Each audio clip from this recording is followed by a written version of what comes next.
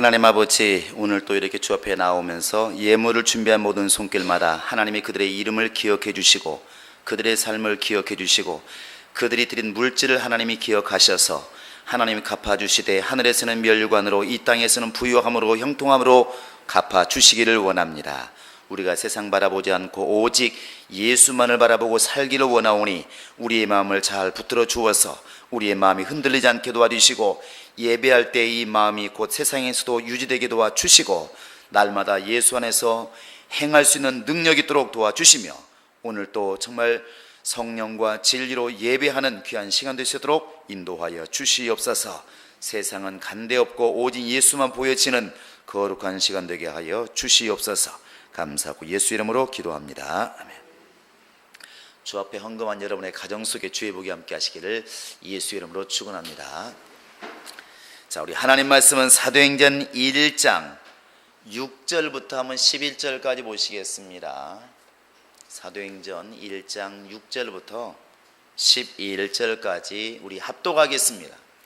시작. 그들이 모였을 때 예수께 여쭈어 이르되 주께서 이스라엘 나라를 회복하심이 이때니까 하니 이르시되 때와 시기는 아버지께서 자기의 권한에 두셨으니 너희의 알 바 아니요 오직 성령이 너희에게 임하시면 너희가 권능을 받고 예루살렘과 온 유대와 사마리아와 땅끝까지 이르러 내 증인이 되리라 하시니라. 이 말씀을 마치시고 그들이 보는데 올려져 가시니 구름이 그를 가리어 보이지 않게 하더라. 올라가실 때 제자들이 자세히 하늘을 쳐다보고 있는데 흰 옷 입은 두 사람이 그들 곁에 서서 이르되 갈릴리 사람들아 어찌하여 서서 하늘을 쳐다보느냐. 너희 가운데서 하늘로 올리우신 이 예수는 하늘로 가심을 본 그대로 오시리라 하였느니라. 성령으로 예수의 증인이 되자. 한번 세 번 해볼까요? 시작. 성령으로 예수의 증인이 되자. 성령으로 예수의 증인이 되자. 성령으로 예수의 증인이 되자. 우리 인간은 이 땅에서 이렇게 봐야 될 것이 있고 보지 말아야 될 것이 있습니다. 간혹가다 이렇게 어린아이를 둔 이렇게 엄마들이 길을 가다가 이게 좀 안 좋은 장면이 있으면 그 장면을 없앨 수는 없으니까 엄마들이 그 손바닥으로 어린아이 눈을 가립니다. 보지마 이렇게. 그런 걸 보았을 때 결코 유익이 없다는 것이죠. 우리 인간의 시작, 영적인 바로 인간의 시작은 이제 아담으로부터 시작됩니다. 그래서 모든 죄의 뿌리를 찾아 올라가면 아담까지 항상 가게 되어 있습니다. 모든 게 그렇습니다. 인간의 욕심, 명예에 대한 것, 인간이 높아지려고 하는 교만, 이런 것들도 궁극적으로 올라가면 결국 아담까지 가게 되어 있습니다. 왜 이렇게 우리 서로 모이면 높은 자리에 올라가려고 그러고 세상에서도 그렇게 왜 이렇게 높은 자리에 올라가려고 그렇게 애를 쓸까? 그게 원래 아담과 하와가 했던 거 아니겠습니까? 선악과를 먹으면 하나님처럼 되리라, 이거 아니겠습니까? 우리 여성들도 옆에 있는 친구보다 내가 얼굴이 아마 이뻐야 기분이 좋은가 봐요. 항상 데이트할 때는 자기보다 못생긴 친구를 데려가기를 즐거워한다고 그렇게 말들 하더라고요. 왜? 앞에 사람들이 나를 칭찬하지 않고 옆에 사람을 칭찬하면 속에서 뭔가 끓어오르는 것이죠. 내가 잘나야 되는데 네가 잘난 게 아니라 화가 나는 것입니다. 그런 것들이 다 뿌리로 올라가다 보면 아담과 하와가 이렇게 나오는 것입니다. 저 선악과를 먹으면 그동안 우리는 하나님이 전부라고 생각했고 하나님이 우리를 만드신 창조주라 생각했고 하나님은 감히 넘볼 수 없는, 요즘 말로 말하면 넘사벽인 그런 존재로 알았는데 저걸 먹으면 나도 하나님처럼 될 수 있다. 그 안 먹을 이유가 뭐 있습니까? 손만 내밀어 따먹으면 되는 것인데. 그렇게 인간의 욕심이 이제 잉태된 것이죠. 모든 죄의 뿌리는 아담과 하와가 가 있습니다. 근데 역시 처음에 타락할 때 그 모습을 보면 창세기 3장 6절에 보면 이렇게 되어 있습니다. 여자가 본즉, 이게 문제예요. 여자가 본즉 보암직도 하고 먹음직도 하고 지혜롭게 할 만큼 탐스럽기도 한지라 이렇게 되어 있습니다. 원래 하나님이 먹지 말라 했으면 쳐다보지도 말고 생각하지도 말고 그냥 아예 없는 걸로 생각하면 제일 편합니다. 그래요, 안 그래요? 너무 심각한가요?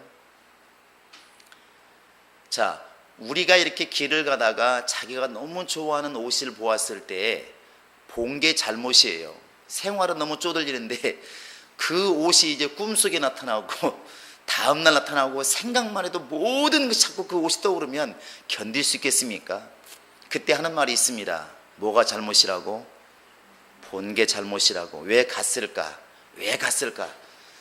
이게 우리 인간도 아담과 하와가 그 하나님께서 네가 이 동산 안에 있는 모든 나무의 실과는 임으로 먹되, 쉽게 말하면 먹고 싶으면 먹고 말고 싶으면 말고 입맛대로 먹어라, 이렇게 하고 나서 더 동산 중앙에 있는 선악을 알게 하는 나무의 열매는 먹지 말아라, 이렇게 말했으면 정말 그 열매는 쳐다보지도 말고 생각지도 말고 먹지도 말아야 되는데 그걸 딱 뱀의 말을 듣고 쳐다보니까 문제가 오는 것입니다.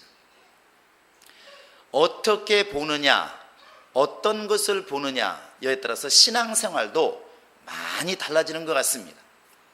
이 영적 생활도 이렇게 처음에 교회 왔을 때 누구를 만나는 따라 굉장히 중요한 것 같아요. 와가지고 예수 믿고 돈을 많이 번 사람을 만나게 되면 이 사람의 기도는 어떻게 기도하겠습니까? 하나님, 나도 저 사람처럼 돈을 많이 벌게 해주세요. 분명히 이렇게 기도할 겁니다.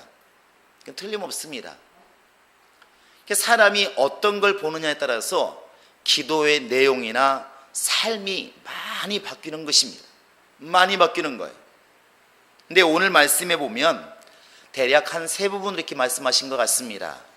이렇게 이스라엘을 회복하러 오시는 메시아, 그때가 언제인가 하는 거하고, 그 다음에 예수님 말씀하시기를 성령이 임하시면 어떤 일이 벌어질 것인가 하는 거하고, 그 다음에 예수께서 올라가신 그 장면을 이렇게 기록한 것인데, 각각 내용인 것처럼 보이지만 사실은 같이 이렇게 연관되어 있는 사건들입니다.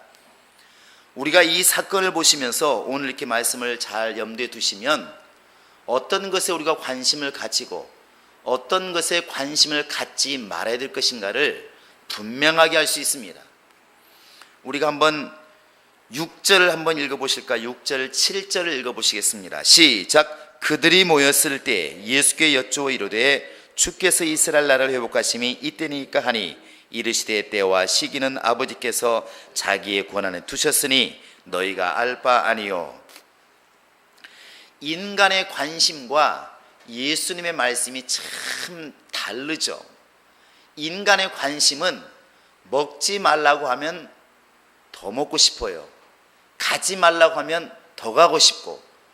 그래서 우리나라 항상 새파랗게, 우리나라는 잔디밭이 많지 않으니까 잔디를 새파랗게 갖고 놓고 항상 팻말을 붙입니다. 뭐라고 붙여요? 그런데 들어가고 싶어요? 안 들어가고 싶어요? 꼭 지나가면서 한마디 하죠. 야, 가서 마음껏 굴러보고 싶다. 그런 분들은 유럽으로 가시면 됩니다. 잔디를 막지 않으니까 구를 수 있습니다. 잔디를 갖고 놓고 들어가지 마시오. 그러면 들어가고 싶은 거예요. 저 구리의 코스모스 축제라든지 이런 꽃 축제할 때 보면, 장미 축제할 때 보면은 라인을 그려 놓았습니다. 줄을 쳐 놨어요. 그리고 써 있습니다. 들어가지 마시오. 그런데 사진은 꼭 들어가서 찍어야 잘 나옵니다. 그러면 안 봐도 훤해요. 길 났습니다. 벌써 들어가 있어요. 보리밭 사람 들어가면 분명히 죽습니다. 그런데 보리밭 축제 가보십시오. 분명히 길 나 있습니다. 왜? 남보다 좋은 사진을 찍어야 되기 때문에 들어가는 것입니다. 들어가지 말라고 그러면 들어가지 말아야 되는데 더 들어가고 싶은 것이 인간의 욕구인 것 같아요. 그래서 오늘 말씀의 6절에 보시면 예수님이 이 땅에 오시고 메시아가 오셔서 이스라엘을 회복하신다. 이스라엘 사람들에게 꿈이니까 그렇게 관심이 많은 것입니다. 이 말은 이미 그 전에 주님께서 결론을 내렸습니다. 마태복음 24장에서 말세에 대해서 말씀하실 때 36절에 보시면 그때에 대해서는 하늘에 있는 천사도 모른다. 지금 아버지 앞에 있는 천사도 모르고 아들도 모르고 오직 아버지만 아신다. 이게 답입니다. 한마디로 말하면 나도 모른다. 내가 모르는데 너희가 어떻게 알겠느냐. 알려고 하지도 말아라, 이거 아니겠습니까? 근데 사람은 그게 매우 궁금한 것이죠. 예수님 대답을 들어보시기 바랍니다. 역시 똑같은 말합니다. 7절 시작. 이르시되 때와 시기에는 아버지께서 자기의 고난에 두셨으니 너희가 알 바 아니요.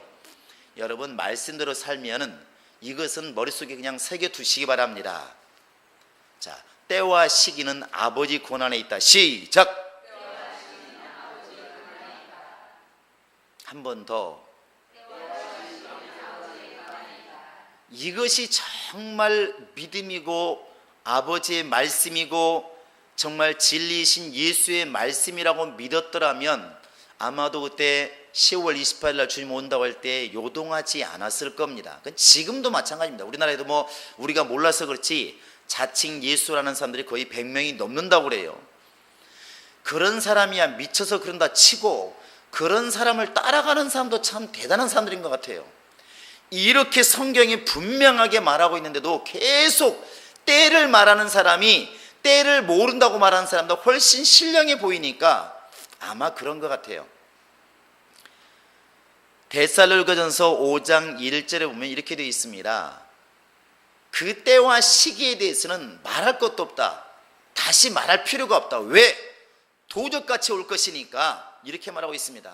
그러니까 성경 어디를 보아도 그 때에 대해서 알 수 있다고 말한 적은 없습니다. 그것은 이렇게 신랑 신부 열처녀의 비유를 보아도 그렇고 예수님이 계속 말씀하실 때를 보아도 때에 관심 갖다고 가지라고 말한 적은 한 번도 없습니다.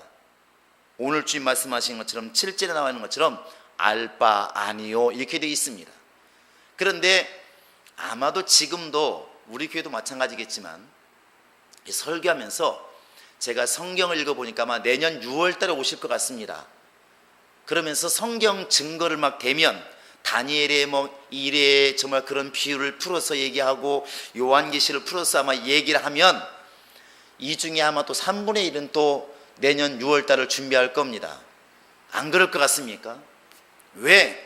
성경에서 막 계산을 맞춰 나가니까. 그렇게 말하는 사람이 되게 신령해 보이잖아요. 그런데 설교할 때 나는 잘 모르겠어요. 이런 말을 해버리면 참 무식하다. 이렇게 보이는 것이 그게 정상이에요. 그런데 보이는 것과 실상은 다를 수 있다고 하는 것을 염두에 두시기 바랍니다. 앞으로 우리 교인들은 절대적으로 때와 시기를 말한다 그러면 그냥 돌아서시기 바랍니다. 아, 이건 예수님의 말씀이 아니다. 아무리 신령하게 말하고 아무리 능력 있게 말하고 아무리 신비한 능력을 드러낸다 할지라도 아, 이건 빗나갔구나.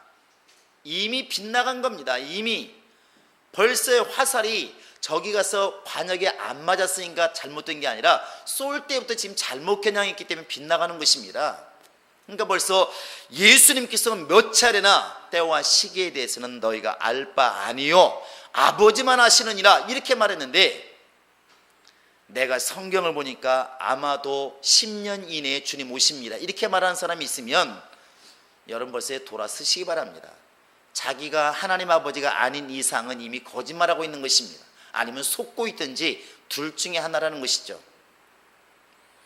우리가 관심을 가져야 될 것은 여기서 보는 것처럼 때와 시기가 우리의 관심을 가져야 될 부분이 아닙니다. 이건 선악과와 같은 것입니다. 자꾸만 파면 팔수록 문제가 오게 되어 있습니다. 그러니까 요한계시록이 심취하면 자꾸만 이단된다는 말이 그래서 이렇게 나오게 되는 것입니다.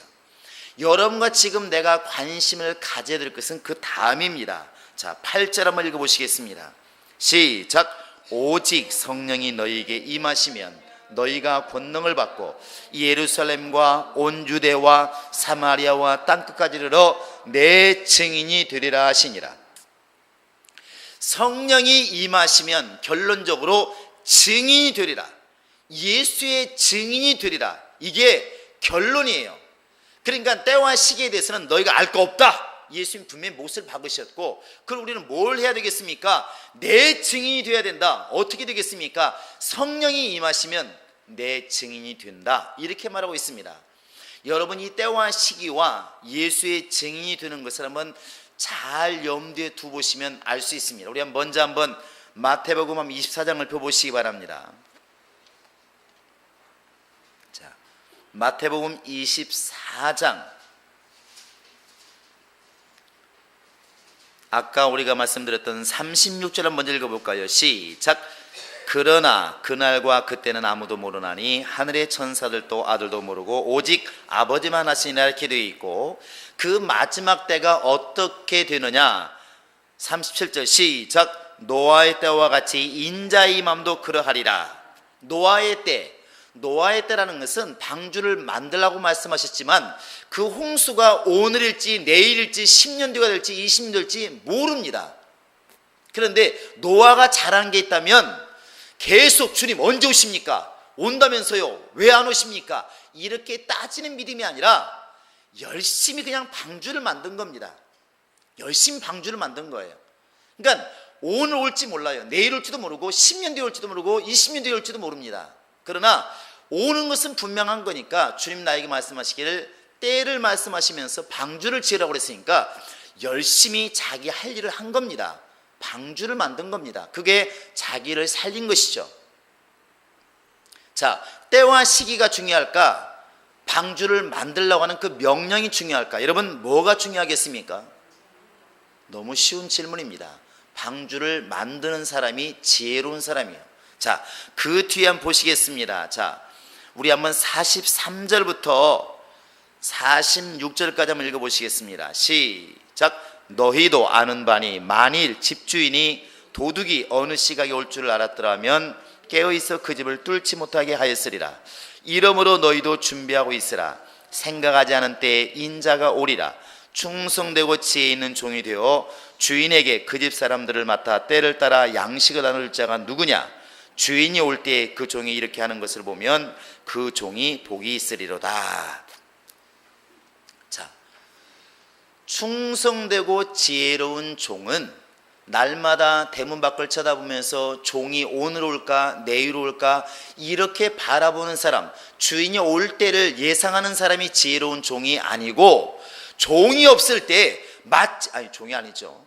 주인이 없는 기간 동안에 마치 주인이 집에 있는 것처럼 열심히 집안을 돌본다는 것이죠. 짐승들에게 밥도 주고 종들에게 밥도 주고 열심히 양식을 나눠주는 사람, 마치 주인이 있는 것처럼. 주인이야 뭐 오늘 오든 내일 오든 무슨 상관이 있습니까? 자기 할 일을 하는 사람, 이게 지혜로운 종이라. 그런 사람에게 하나님의 모든 것을 맡기신다고 이렇게 나와 있습니다. 때와 시기에 관심 갖는 것보다는 해야 할 일을 하는 사람이 지혜롭다는 것이죠. 자, 우리 한번 요한복음 21장 한번 15절 이하를 보시기 바랍니다. 자, 15절 한번 읽어보시겠습니다. 요한복음 21장 15절입니다.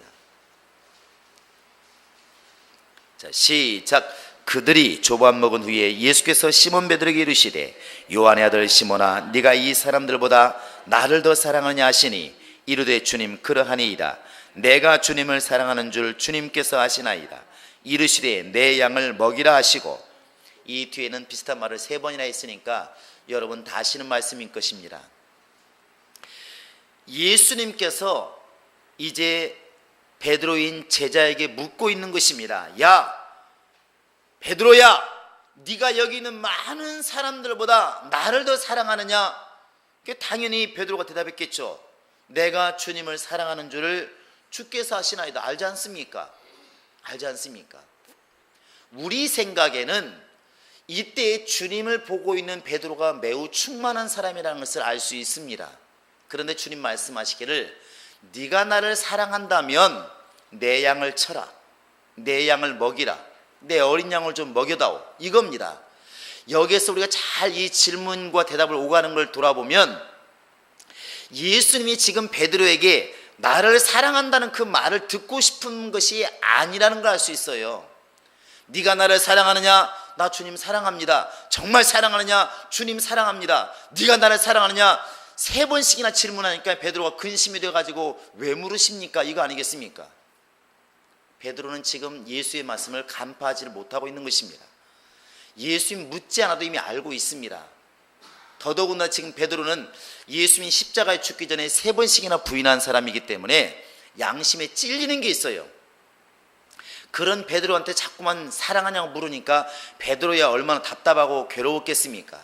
그런데 예수님이 지금 베드로에게 네가 나를 사랑하느냐, 네가 나를 사랑하느냐 묻는 것은 나 주님 사랑합니다 이 말 듣고 싶은 게 아닙니다. 정말 주님은 네가 나를 사랑한다면 나를 사랑한다고 고백하면서 내 앞에만 있지 말고 뭐 하라고?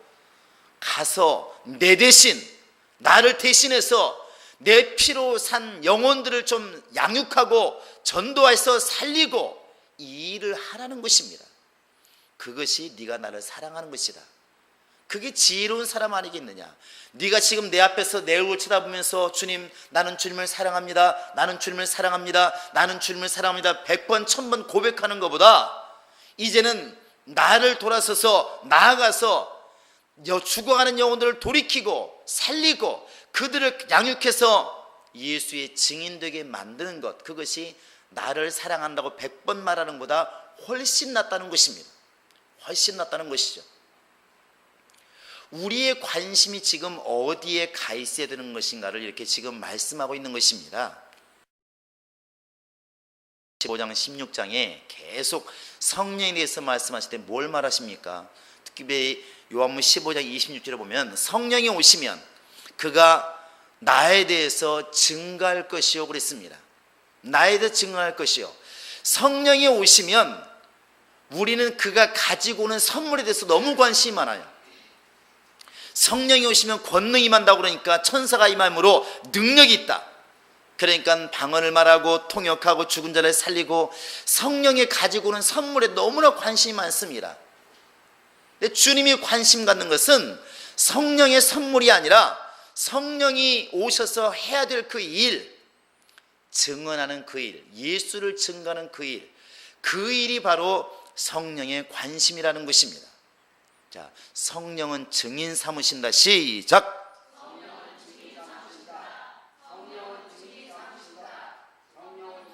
이것을 뒤집어서 얘기하면 성령 받고 증인이 되지 못하는 삶은 사실은 성령으로 충만하다고 볼 수가 없다는 것입니다. 절대로 못한다는 것이죠. 우리가 이렇게 어른 70 먹은 어르신과 7살 먹은 어린아이와 둘이 비교하면 뭐가 다른 것 같습니까? 물론 키가 다르겠죠. 그런데 이제 7살 먹은 아이들은 막 힘이 뻗친다고 그러죠. 힘이 넘치는 힘 뻗쳐요. 그래서 이렇게 지금도 뭐 제가 하율이, 선율이 지금 자니까 다행이에요. 아마 제가 깨어서 돌아다니면 부모님 예배 못 드립니다. 유아부에 가보면 알아요. 못 드립니다. 그런데 아이들이 3살, 4살 되면은 아직까지 막 지각 능력이 뛰어나지 않기 때문에 조용히 있어야 된다, 움직여야 된다, 운동해야 된다, 밥 먹어야 된다 이런 때를 몰라요. 그냥 본능적으로 움직입니다. 본능적으로. 목사가 신방하면 더 뛰어다녀요. 애들은 더 뛰어다닙니다. 근데 그때 3살 먹은 아이를 걔보다 20년을 더 산 60살 먹은 할아버지 할머니가 못 따라다닙니다. 실제 그래요. 그래서 이렇게 30년 동안 세상에서 일할 때보다 10년 동안 손잡을 때 훨씬 늙는다고 그래요. 인정하십니까? 그래서 우리 집사람들 간혹가다 이렇게 말도 안 되는 소리 합니다. 제가 알고 있습니다. 뭐냐면 우리 딸 시집가서 애 맡기면 난 절대 안 봐줄 거예요. 그러면 속에서 우리도 말은 하죠. 보지 마세요. 하지만 속에서 이런 말이 나와요. 웃기는 것 같은데요. 안 될 텐데요. 안 됩니다 그게. 그런데 그 아이 1년 2년 보는 게 직장에서 20년 이게 정말 일한 것보다 훨씬 늙는데요. 훨씬 늙는데요. 왜 그럴까요? 애가 너무 힘이 뻗치는 거예요. 그러니까 잠깐만 눈 돌리고 있으면 벌써 사고치고 있습니다. 틀림없습니다. 왜 그럴까요? 내가 20년 더 살았으니까 내가 힘이 20배나 세야 되는데 왜 그러겠습니까?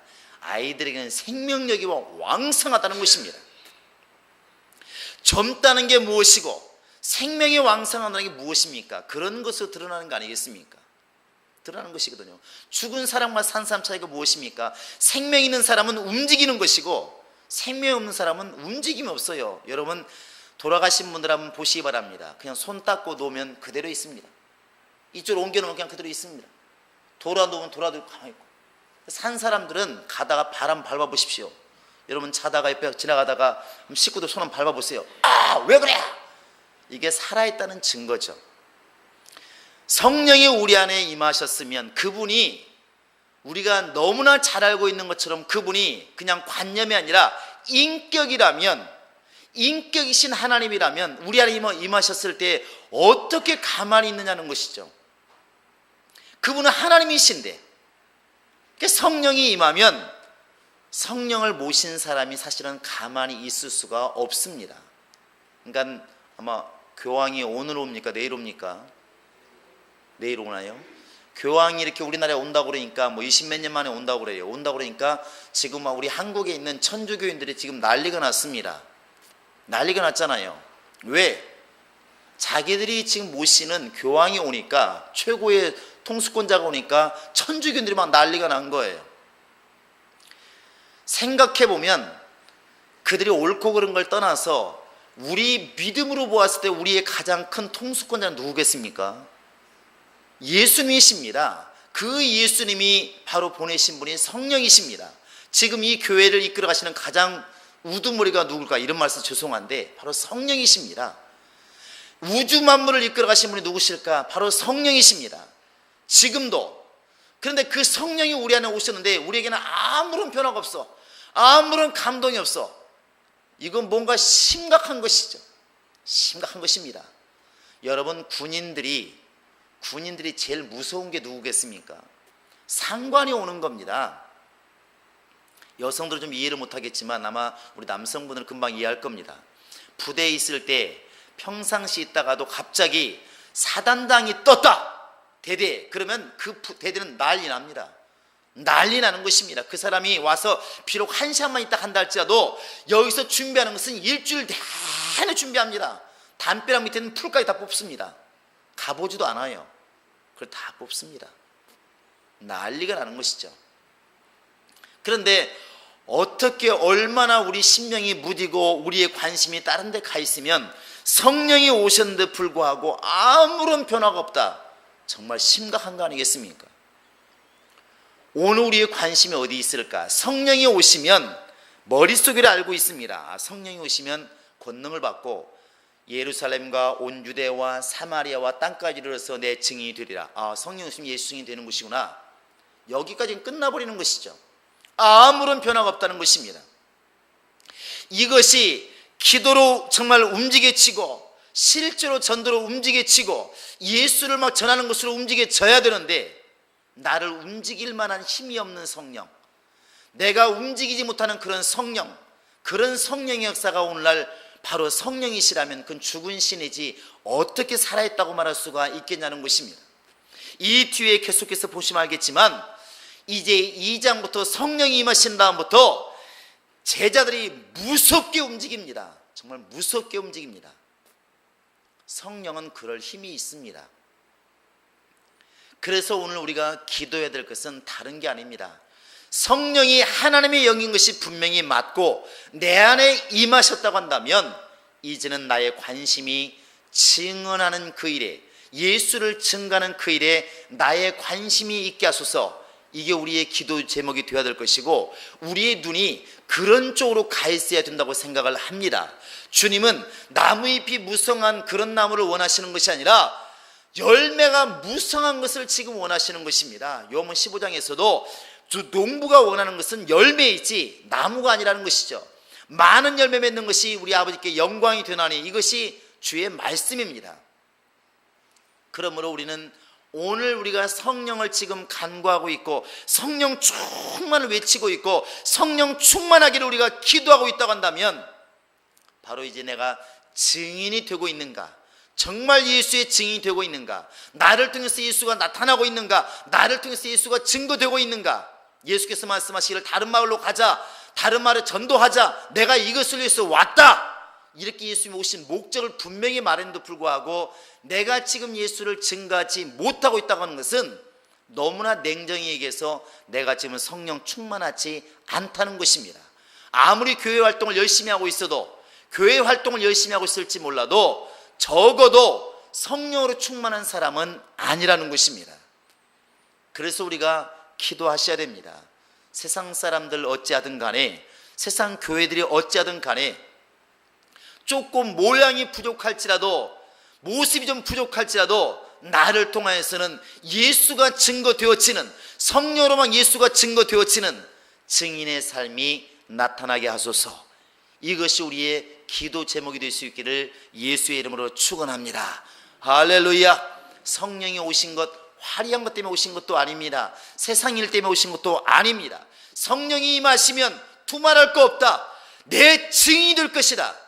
증인이 되지 않는 사람은 성령으로 충만하지 않았든지 성령 받지 못한 사람이든지 이 둘 중에 하나다. 이것이 예수의 말씀입니다. 여러분, 예수님이 이제 나올까 저제 나올까 여기에서는 관심을 다 접으시고 오늘부터는 성령으로 예수를 증거하는 증인이 되기 위해서 기도하고, 그렇게 해서 몸부림치고 그렇게 되지 못한 것들을 회개하는 그런 회개의 삶을 살 수 있기를 예수의 이름으로 축원합니다. 이 시간도 다 같이 기도하시겠습니다. 기도할 때 하나님, 정말 내가 성령 받은 사람이 분명하지만 성령 받은 사람답게 살지 못한 것들을 돌이키게 도와주시고 이제부터 성령으로만 충만해서 내가 예수의 증인이 되게 하소서. 다 같이 우리 기도하시겠습니다. 살아계신 우리 하나님 아버지, 살아계신 우리 하나님 아버지, 세상 사람들을 향해서 성경은 말하고 있습니다. 각기 제 길로 갔다고 성경 그렇게 말하고 있습니다.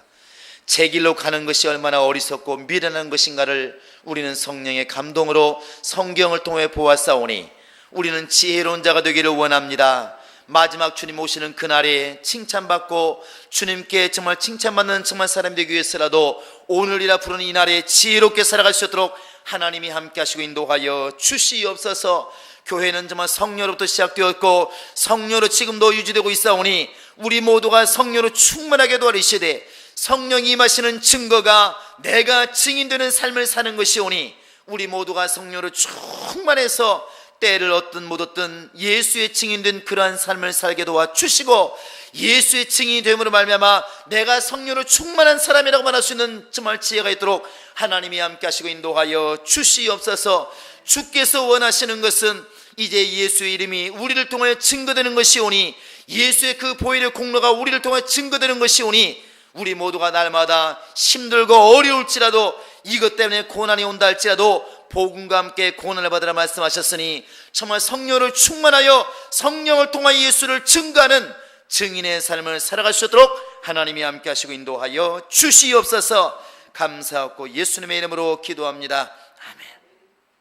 이제는 우리 구주 예수 그리스도의 은혜와 하나님 아버지의 극진하신 사랑과 성령의 감동하심과 충만케 하심이 이제 성령으로 예수의 증인이 되기로 작정한 모든 심령들 머리 위에 이제로부터 영원토록 함께 있을지어다. 아멘.